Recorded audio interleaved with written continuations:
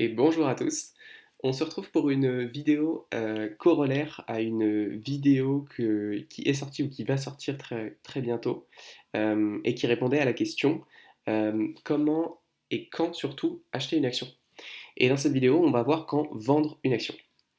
Alors c'est un sujet qui a l'air parallèle. Alors évidemment, il y a des similitudes, mais il y a aussi beaucoup de différences. On était arrivé à la conclusion que à la question quand acheter une action, la réponse était aujourd'hui. Euh, Aujourd'hui, c'est-à-dire le plus tôt possible, voire même aujourd'hui plutôt que demain, si on a la tolérance au risque nécessaire et la capacité d'emprunter de l'argent pour investir le plus tôt possible. Mais à la question quand vendre une action, euh, c'est un petit peu plus compliqué. Néanmoins, il y a des réponses extrêmement similaires qui sont apportées par certaines personnes qui ont souvent des produits à vous vendre. Ce qu'il faut comprendre, c'est que il y a toujours un petit peu deux faces à la même pièce. Alors, la première, encore une fois, on va reprendre cet adage, aussi faux soit-il, mais qui est quand même bien ancré dans l'esprit des investisseurs. La première idée, c'est de dire achetez quand c'est pas cher, vendez quand c'est cher. Donc, vendez quand c'est cher, et bien tout simplement, la manière la plus simple de voir, c'est de regarder l'historique et de dire bon, bah voilà, aujourd'hui, cette action, elle est à son plus haut historique, donc je vais la vendre. Donc si vous faites ça, c'est une stratégie absolument dramatique. C'est-à-dire que si vous, un petit peu comme un robot, vous installez un logiciel et vous dites, bon bah voilà, mes actions, je les achète pas trop cher, etc. Dès qu'elles arrivent à leur plus haut historique, je les vends. C'est vraiment le meilleur moyen de n'avoir aucune action performante dans votre portefeuille. C'est-à-dire que au cours des années, ce qui va se passer, c'est que vous allez acheter 10 actions. Il y a 3 actions qui vont remonter à leur plus haut historique. Vous allez les vendre à leur plus haut historique, donc vous allez faire une plus-value, mais une plus-value limitée, puisqu'elles elles vont pas doubler, tripler, faire x10 en value. Et du coup, avec l'argent de ces 3 actions, vous allez pouvoir racheter, admettons, parce que vous avez fait une petite plus-value, 4 actions. Et en fait, très rapidement, vous allez vous retrouver avec des actions qui sont dans l'incapacité technique d'atteindre leur plus haut historique. Vous allez vous retrouver uniquement avec des boulets qui ont eu un très haut historique pour une raison conjoncturelle, technique, historique à un moment. Et en fait, vous serez vraiment coincé. Typiquement, vous allez vous séparer de toutes les entreprises qui performent aujourd'hui dans le marché pour garder toutes les mauvaises entreprises. Donc ça, vraiment, c'est la pire stratégie à adopter, c'est de se dire, une action est à son plus haut historique, je la vends. Vraiment, très très mauvaise stratégie à éviter à tout prix, même si, effectivement, hein, le cerveau humain et la manière dont on a pu être confronté aux informations en tant qu'investisseur peut nous conseiller de faire ça. C'est vraiment une mauvaise manière de voir les choses.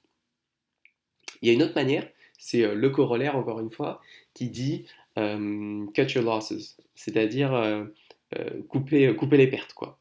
Donc ça, c'est un petit peu l'inverse, c'est de dire, bon bah voilà, en dessous d'un certain seuil, on considère qu'on refuse de perdre plus, et donc on va vendre.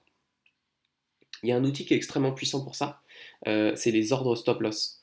Euh, il faut comprendre que typiquement, vous pouvez acheter une action à 100, et vous pouvez dire au marché, dès que l'action va faire moins 5% de son dernier plus haut, alors il faut la vendre automatiquement. Donc là, il y a plusieurs cas de figure. Vous l'avez acheté à 100, vous mettez votre ordre, vous n'avez pas de chance, elle tombe directement. Donc dès qu'elle arrive à 95, parce que vous avez mis un stop loss de 5%, elle va être vendue. Vous aurez perdu 5%, c'est triste, mais effectivement, c'est pas la fin du monde. Deuxième option, l'action monte à, disons, 200. C'est peu probable qu'elle fasse 200 sans faire moins 5% dans le laps de temps, mais admettons pour l'exemple. Elle monte tout droit, elle monte à 200. Une fois qu'elle est à 200, eh bien en fait, le logiciel register, c'est-à-dire enregistre qu'elle est à 200, et le nouveau prix de vente, c'est 5% en dessous, donc c'est 190. Donc elle est montée à 200, et automatiquement, quand elle va descendre à 190 ou moins, elle va être vendue. Donc là, c'est intéressant parce que bah voilà, vous avez fait vos plus 90% de profit, vous êtes content. Euh, mais il y a aussi des cas où ça se passe beaucoup moins bien. Premièrement, c'est le cas où il y a une très forte latéralisation. C'est-à-dire que l'action, elle a une faible volatilité et elle va faire bon, bah, 100, 101, 99, 101, 99, 101, 99 et c'est tout en fait. Donc en fait, votre stop loss va jamais s'activer, il va jamais sécuriser de gain, il va tout simplement rien se passer et donc selon cette stratégie, vous n'allez jamais vendre cette action qui a priori est assez médiocre puisqu'elle ne fait pas grand-chose. Et quatrième scénario, qui est aussi très probable pour le coup, c'est de comprendre que une action à forte croissance, elle a effectivement des retours en arrière assez violents parfois. Donc l'action peut passer à 110, typiquement descendre de 5%, donc tomber à 104. Là, vous la vendez automatiquement, et après, elle va bounce back à 150, et vous perdez beaucoup effectivement à ce niveau-là. Donc, ce qu'il faut comprendre, c'est que cette stratégie du stop loss, elle vous permet effectivement de réduire vos pertes de manière extrêmement safe. Mais en fait, elle va réduire vos pertes, admettons, de 10%, mais elle va réduire vos gains potentiels de beaucoup plus que 10%. Donc quand on fait le calcul de tout ce qu'on a raté comme gain potentiel avec cette stratégie, on se rend compte là encore que ce n'est pas une stratégie qui bat le marché. Le marché étant resté exposé au risque.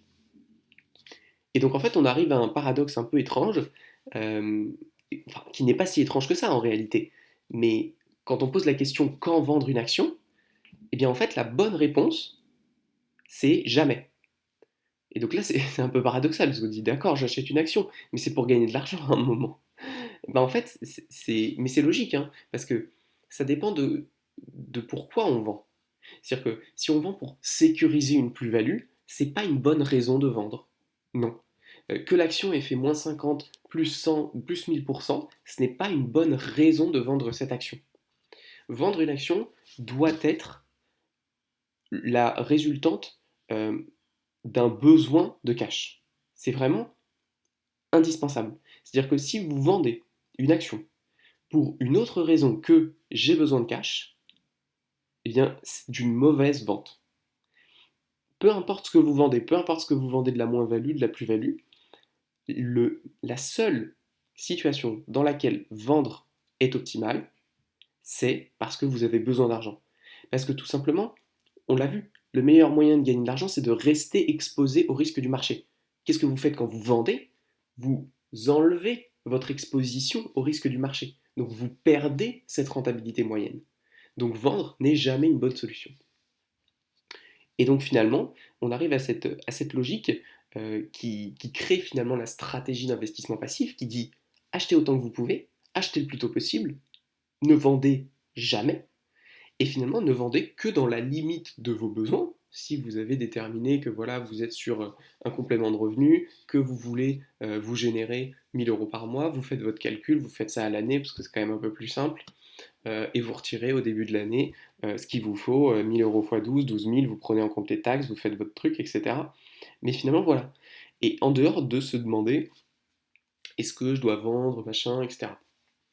Il y a une situation où potentiellement il peut y avoir intérêt à vendre des actions autrement que pour avoir du cash. Ça peut être pour effectuer une réallocalisation du capital. Ce qu'il faut comprendre, c'est que cette problématique, elle n'existe que si votre portefeuille n'est pas géré de manière passive initialement. Si vous avez un ETF World, la réallocalisation, elle va se faire automatiquement. Et elle est tellement diversifiée que ça n'est pas une problématique que vous avez à gérer. Par contre, si vous avez 10 actions dans votre portefeuille et qu'elles valent chacune 10, eh bien il est très fort probable qu'au bout de 20 ans, il y ait une action qui vale 60%, parce qu'elle a fait plus 600%, que les autres se sont cassés la gueule, etc. Et donc à un moment, vous allez vous retrouver, autant votre portefeuille de base, il était assez équilibré, autant votre portefeuille maintenant, il est tout sauf équilibré. Parce qu'effectivement, avoir tout son portefeuille dans une action, c'est tout sauf recommandé. Et donc à ce moment-là, effectivement, il peut y avoir une incentive de dire, ok, je vais vendre une partie de cette action qui domine mon portefeuille pour réinvestir soit dans les mêmes produits financiers, soit dans d'autres, mais de manière à réduire mon risque spécifique. Là encore une fois, si vous suivez une stratégie d'ETF passif, vous n'avez pas cette problématique et donc vous n'avez pas cette raison de vendre. La seule raison de vendre valable, c'est d'avoir besoin de cash. Tout simplement. Aucune autre raison n'est strictement valable. Ce qui est effectivement paradoxal, mais ce qui fait sens quand on réfléchit de manière rationnelle. N'hésitez pas à me donner votre avis à ce sujet, ce que vous en pensez, et si vous, vous considérez qu'il y a vraiment des tipping points au-delà desquels vous voulez vendre, si vraiment vous considérez que l'entreprise a zéro avenir, ou alors à l'inverse, si vous considérez que c'est absurde que Tesla ait un price earning ratio supérieur à 300 et qu'à ce moment-là, vous vous sentez obligé de vendre. Je serais intéressé d'avoir votre avis à ce sujet.